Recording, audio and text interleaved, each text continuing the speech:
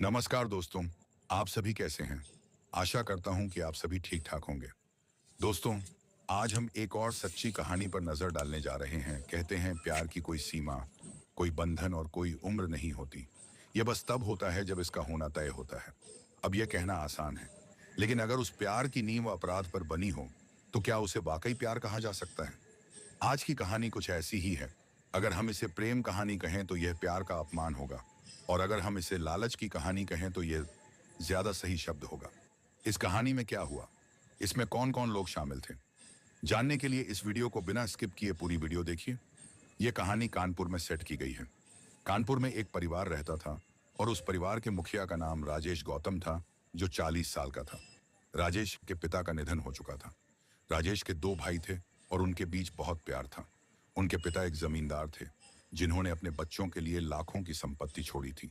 दोनों भाइयों को 200 मिलियन रुपए मिले, और कुल मिलाकर राजेश के पास 300 से 400 मिलियन रुपए की प्रॉपर्टी थी। दूसरी तरफ राजेश एक पढ़ा लिखा आदमी था, और सरकारी स्कूल में टीचर था, और नौकरी के साथ साथ वह प्रॉपर्टी डीलिंग का भी काम करता था, क्योंकि उसके पास बहुत सारी प्रॉपर्टी थी। 2012 में उसके घर वालों ने उसके लिए लड़की ढूंढी, और राजेश की शादी हो गई। लड़की का नाम पिंकी था। शादी के बाद उनके बीच सब कुछ ठीक चल रहा था, और समय खुशी खुशी बीत रहा था। फिर उनके दो बच्चे हुए। दोनों बेटे, आर्थिक रूप से सब कुछ ठीक था, और घर में भी सब कुछ ठीक ठाक चल रहा था। उनकी शादी को 10 साल हो गए थे, लेकिन कभी भी उनके बीच किसी तरह की बहस या मतभेद की खबर नहीं आई। कभी किसी ने उनके बीच किसी तरह की समस्या के बारे में नहीं सुना। इसके बजाय हमेशा यही सुनने को मिला कि वह दोनों साथ में बहुत खुश हैं। वो अपनी शादीशुदा जिंदगी में बेहद खुश थे। राजेश अपने काम, अपने घर और हर चीज पर ध्यान देता था। वह सुबह जल्दी उठता, स्कूल जाता, और फिर अपना प्रॉपर्टी डीलिंग का काम निपटा आता। लेकिन जब भी वह सुबह उठता, तो हमेशा सुबह 6 बजे से पहले ही उठ जाता और टहलने निकल जाता। यह उसकी बहुत पुरानी आदत थी, और उसने यह आदत अपने बच्चों में भी डाली थी। जैसे जैसे उसके बच्चे बड़े होते गए, वह उन्हें सुबह की सैर पर ले जाता, और सैर के दौरान वह उनसे हर चीज के बारे में बात करता। वे स्कूल में क्या करते थे जब वह काम पर होता था, तो वे घर पर अपना समय कैसे बिताते थे। इससे राजेश और उसके बच्चों के बीच रिश्ता मजबूत हुआ। 2021 में राजेश के पास कानपुर में एक जमीन का टुकड़ा था, और उसने सोचा क्यों ना इस पर कुछ बनाया जाए, जैसे कि एक फ्लैट, ताकि यह उपयोगी हो सके। इसलिए उसने प्लॉट पर निर्माण शुरू किया, और निश्चित रूप से उसे काम के लिए मजदूरों और एक कुशल राजमिस्त्री की जरूरत थी। राजेश को शैलेंद्र नाम के एक राजमिस्त्री के बारे में पता चला, जो इस तरह के काम, फ्लैट और घर बनाने में बहुत अनुभवी था।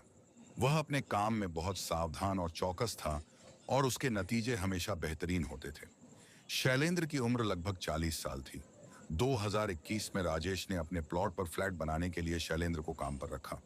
जैसा कि हम जानते हैं, फ्लैट या घर बनाना एक लंबी प्रक्रिया है, जिसमें अक्सर 2 से 3 साल लग जाते हैं। इसी तरह राजेश के फ्लैट पर काम शुरू हुआ, और इस दौरान शैलेंद्र का राजेश के घर आना जाना ज्यादा होने लगा। कभी कभी वह भुगतान लेने आता था, कभी कभी प्रोजेक्ट के लिए आवश्यक सामग्रियों पर चर्चा करने या राजेश की सलाह लेने। पहले तो जब शैलेंद्र राजेश के घर जाता था, तो सब कुछ सामान्य लगता था, लेकिन फिर ना जाने कैसे शैलेंद्र और राजेश की पत्नी पिंकी के बीच प्यार हो गया। राजेश का जीवन बहुत व्यस्त था।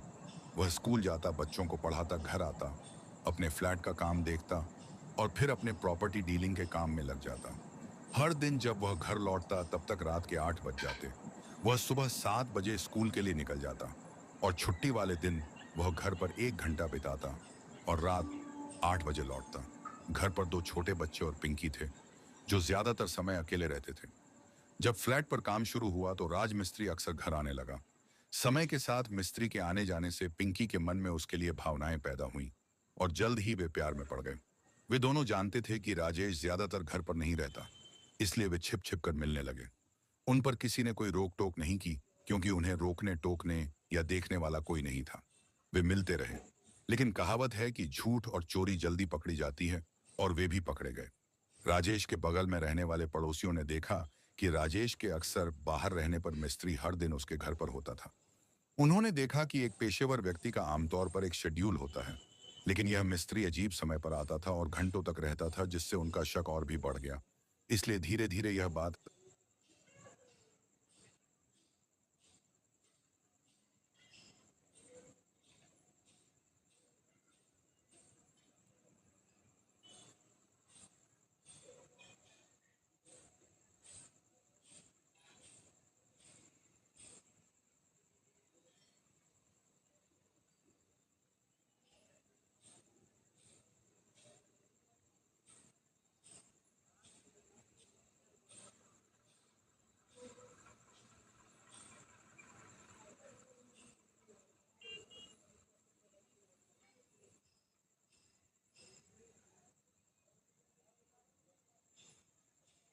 राजेश तक पहुंच गई और राजेश को भी लगने लगा कि अगर शैलेंद्र को उससे कोई काम होता तो वह अक्सर उससे फोन पर बात करता और अगर उसे पैसों की जरूरत होती तो राजेश प्लॉट पर जाकर उसे पैसे दे देता। वह शैलेंद्र पर नजर रखने लगा और जब उसका शक बढ़ने लगा तो एक दिन उसने शैलेंद्र को बुलाया और कहा, यह रहा तुम्हारा पैसा और आज से तुम मेरे घर नहीं आओगे। मैं कोई दूसरा कर्मचारी ढूंढ लूंगा। मैंने तुम्हारा हिसाब चुकता कर दिया है। उसने शैलेंद्र को सारी बातें साफ साफ समझा दी और फिर उसे भेज दिया। राजेश ने फिर अपनी पत्नी से कहा, अगर कोई अजनबी घर में आएगा तो पड़ोसी बातें करने लगेंगे, इसलिए तुम्हें उनसे मिलना बंद कर देना चाहिए। अगर कोई आता भी है तो उससे उतना ही मिलना जुलना चाहिए जितना जरूरी हो। उसे ज्यादा देर तक घर में ना बिठाए रखना। उसने यह बातें अपनी पत्नी को भी बताई और जब राजेश ने दोनों को समझाने की कोशिश की तो दोनों नाराज हो गए। पिंकी सोचने लगी कि जिस आदमी से वह प्यार करती है उसके पति की वजह से वह उसके साथ नहीं रह सकती। उधर शैलेंद्र भी सोच रहा था कि अब वह पिंकी के घर नहीं जा सकता, लेकिन उससे मिले बिना भी नहीं रह सकता। इसलिए उन्होंने फोन पर बातें करना शुरू कर दिया और कुछ समय ऐसे ही गुजारा। फोन पर बातें करते हुए दोनों ने कहा, हम कब तक ऐसे ही बातें करते रहेंगे, हमें कोई उपाय निकालना होगा। एक उपाय यह था कि पिंकी राजेश को तलाक देकर शैलेंद्र से शादी कर ले, लेकिन ऐसा नहीं हुआ क्योंकि उसके मन में लालच घर कर रह गया। वह राजेश की सारी संपत्ति और पैसे अपने नाम करना चाहती थी। वह उसका सारा पैसा लेकर शैलेंद्र के पास जाना चाहती थी। वे गरीबी में नहीं बल्कि अमीरी भरी जिंदगी जीना चाहते थे।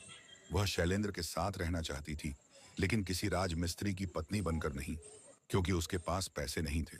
उसे प्यार और पैसा दोनों चाहिए थे। फिर वह सोचने लगी कि क्या करना है। अगर वह राजेश को तलाक देती है तो वह संपत्ति खो देगी। इसीलिए पिंकी और शैलेंद्र ने इस विषय पर आगे चर्चा करना शुरू किया और राजेश को रास्ते से हटाने का फैसला किया, क्योंकि उन दोनों को एहसास हुआ कि वे दोनों एक ही चीज चाहते हैं, पैसा और एक दूसरे। पहले तो उन्होंने राजेश और उसके भाइयों के बीच लड़ाई करवाने की योजना बनाई, यह सोचकर कि वे खुद राजेश को मार देंगे, लेकिन उन्होंने इसके खिलाफ फैसला किया, यह महसूस करते हुए कि तीनों भाई एक दूसरे से बहुत प्यार करते थे और बचपन से कभी नहीं लड़े थे। फिर उन्होंने एक और योजना बनबूझ से बनाई, राजेश को इस तरह से मारना कि वे दावा कर सकें कि वह बीमारी से मर गया, जैसे कि यह कहना कि उसे कोविड-19 हुआ और उसकी मौत हो गई। फिर एक दिन शैलेंद्र पिंकी को शहर ले आया और राजेश को जहर देने के लिए कहा। पिंकी ने वैसा ही किया जैसा उसे बताया गया था। उसने राजेश के खाने में जहर मिला दिया और जैसे ही उसने खाया राजेश को उल्टी होने लगी। उसे अस्पताल ले जाया गया, लेकिन डॉक्टर यह पता नहीं लगा पाए कि उसे जहर दिया गया है। वह कुछ दिनों तक अस्पताल में रहा और ठीक होने के बाद घर लौट आया। उनकी योजना विफल हो गई और किसी को पता नहीं चला कि राजेश को जहर दिया गया था। पिंकी ने फिर शैलेंद्र से कहा कि वे उसे फिर से जहर देने की कोशिश नहीं कर सकते, क्योंकि अगर उन्होंने ऐसा किया तो वे पकड़े जा सकते हैं। फिर उन्होंने एक और योजना बनाई। राजेश को मारने के लिए एक हत्यारे को काम पर रखा, क्योंकि उसके पास बहुत सारी संपत्ति थी और उसकी कीमत करोड़ों में थी। वे दोनों एक हत्यारे को काम पर रखने के लिए सहमत हुए और शैलेंद्र ने एक हत्यारे को ढूंढ लिया। सौदा 4 मिलियन रुपए में तय हुआ। हत्यारे ने पिंकी से कहा कि वह उसे 4 मिलियन रुपए पहले ही दे दे और उसके बाद ही वह काम को अंजाम देगा। अपने पति से छुटकारा पाने के लिए बेताब पिंकी ने जल्दी से उसे पैसे दे दिए, क्योंकि उसके पास बहुत सारे पैसे थे। हत्यारे ने उसे आश्वासन दिया कि कुछ दिनों में काम पूरा हो जाएगा, लेकिन ऐसा नहीं हुआ। राजेश अभी भी जीवित था और पिंकी बहुत चिंतित हो गई। उसने शैलेंद्र से पूछा कि क्या हुआ था और हत्यारे ने राजेश को अभी तक क्यों नहीं मारा, लेकिन हत्यारे का फोन अब पहुंच से बाहर था। बाद में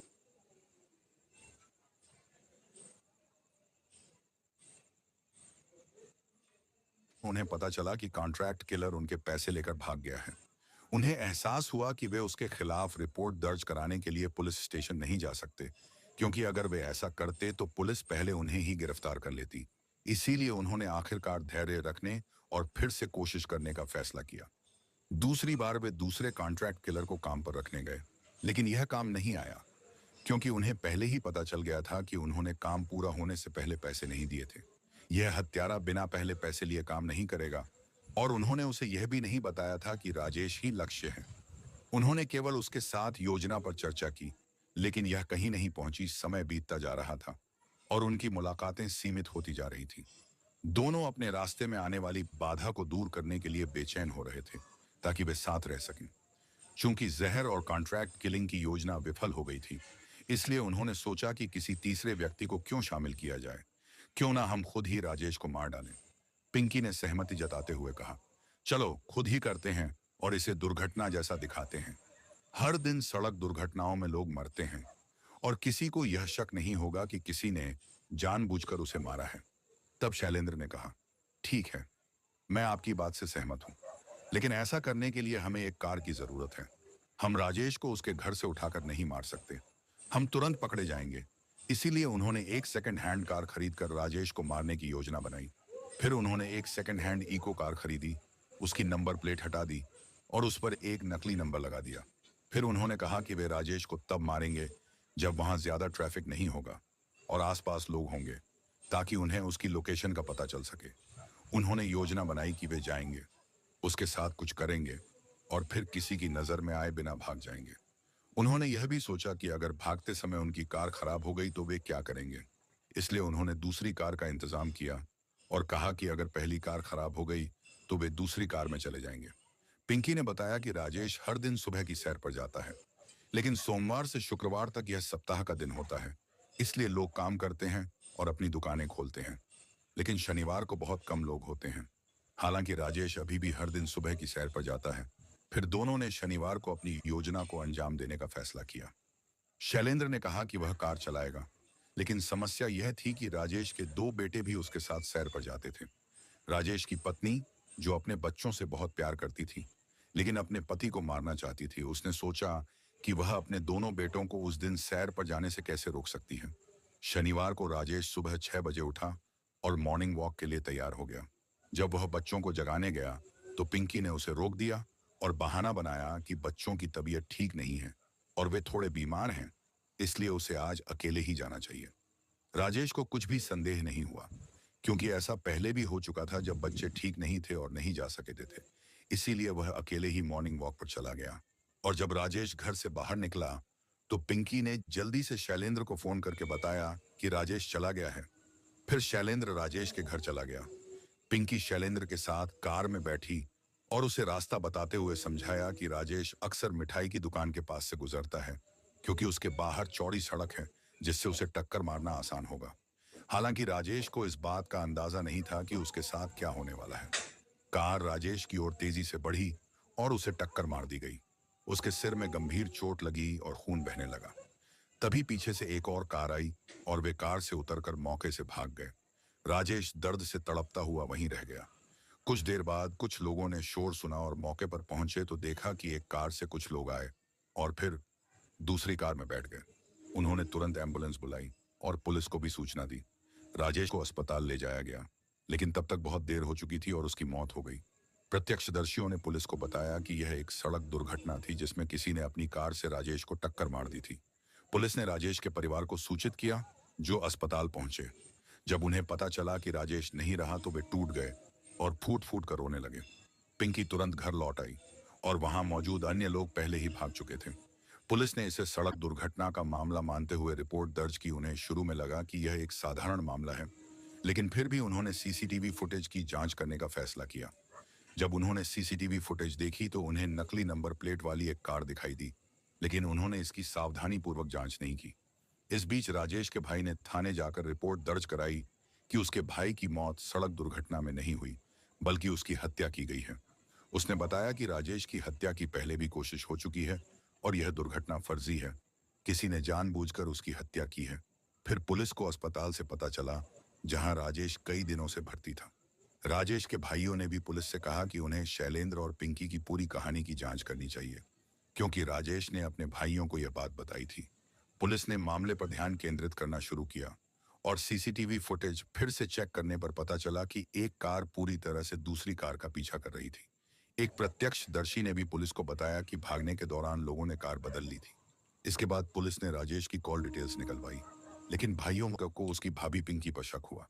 इसके बाद पुलिस ने पिंकी की कॉल डिटेल्स निकलवाई। कॉल डिटेल्स की जांच की गई तो पता चला कि राजेश के एक्सीडेंट वाले दिन पिंकी को सुबह करीब 5 बजे या 6 बजे शैलेंद्र के नंबर से कॉल आया था। राजेश के भाइयों को आश्चर्य हुआ कि इतनी सुबह पिंकी को शैलेंद्र का फोन क्यों आया। पुलिस ने उस समय शैलेंद्र और पिंकी के ठिकानों का पता लगाया और उनकी लोकेशन राजेश पर हुए हमले वाली जगह से मेल खा रही थी। पुलिस ने तुरंत शैलेंद्र को पकड़ लिया और उससे पूछताछ की घबराए। शैलेंद्र ने सारी सच्चाई उगल दी। पुलिस ने फिर पिंकी को बुलाकर उससे भी पूछताछ की और उसने भी सारी सच्चाई कबूल कर ली। इस मामले की सच्चाई सामने आ गई है। उस समय शैलेंद्र और पिंकी दो अन्य लोगों के साथ थे और अब शैलेंद्र, पिंकी और उनका तीसरा साथी पुलिस की हिरासत में है, जबकि एक व्यक्ति अभी भी हिरासत में नहीं है। पिंकी अपने पति के सारे पैसे और संपत्ति को अपने प्रेमी के साथ भोगना चाहती थी, लेकिन ऐसा कुछ नहीं हुआ। उसके पति की मौत हो चुकी है और वह उस व्यक्ति के साथ जेल में पहुंच गई जिसके साथ उसने आराम की जिंदगी जीने का सपना देखा था। पिंकी को ना तो कोई पैसा मिला और ना ही शैलेंद्र और दोनों बच्चों की जिंदगी में सुधार हुआ।